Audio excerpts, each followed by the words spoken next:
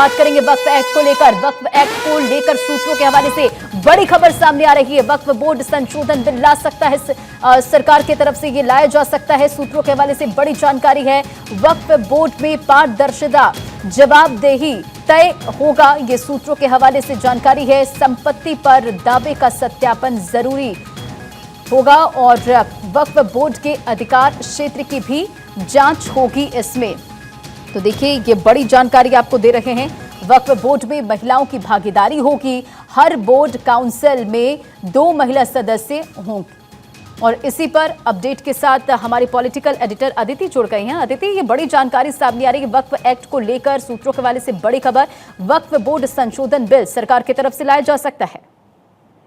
बिल्कुल, और देखिए आज ही ये बात बताई जा रही है कि कुछ ही देर में, लगभग 12 बजे का समय बताया जा रहा है, जब अल्पसंख्यक मंत्री जो हैं किरण रिजिजू, वो इसको पेश कर सकते हैं। अब आप देखिए कि वक्फ बोर्ड पे जो ये असीमित जो उनके पास ताकत है, उसको लेकर ये नहीं कहा जाएगा। जब हमने सरकार के सूत्रों से बात करी तो उन्होंने कहा कि इसका ये मतलब नहीं है कि सरकार वक्फ बोर्ड को कंट्रोल करना चाहती है, लेकिन इस बिल के माध्यम से रेगुलेट जरूर होगा।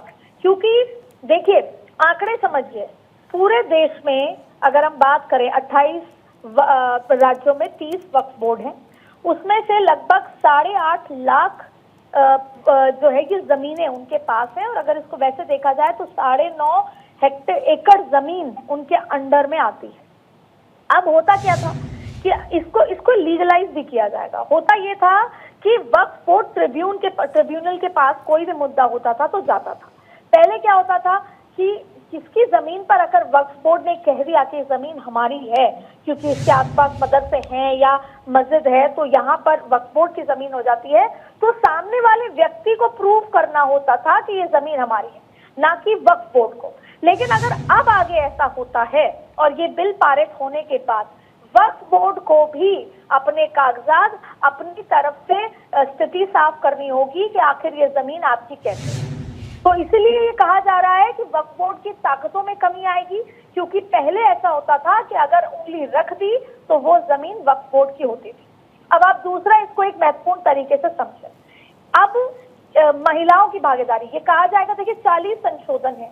इन 40 संशोधनों में से कुछ संशोधन ये भी कहते हैं कि वक्फ बोर्ड का जो पूरी कमेटी होगी उसमें कम से कम 2 महिलाएं भी रिप्रेजेंटेटिव होंगी।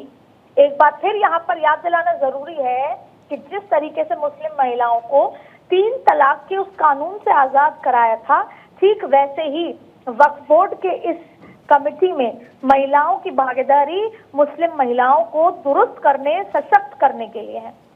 तो देखिए 40 संशोधन है, अभी पूरी बात खुलकर नहीं आई है। ये भी कहा जा रहा है कि इसको लीगल तरीके से, क्योंकि अभी तक इसको कोर्ट में ऐसा इस तरह की बात कही जा रही है जो आज टेबल रखने के बाद सामने आएगी कि पहले ये वक्फ ट्रिब्यूनल में जाता था, कोई भी मसला होता था कानून के लिहाज से, लेकिन अब इसको कोर्ट में ले जाया जा सकेगा अगर ऐसे कोई संशोधन आता है तो 3 बड़ी बातें हैं। पहला कि आप जो अभी तक भी जो विवादित जमीनें हैं, 123 अभी भी विवादित जमीनें हैं, शायद उससे बहुत ज्यादा, तो उसमें अब इसको प्रॉपर तरीके से समझा जाएगा।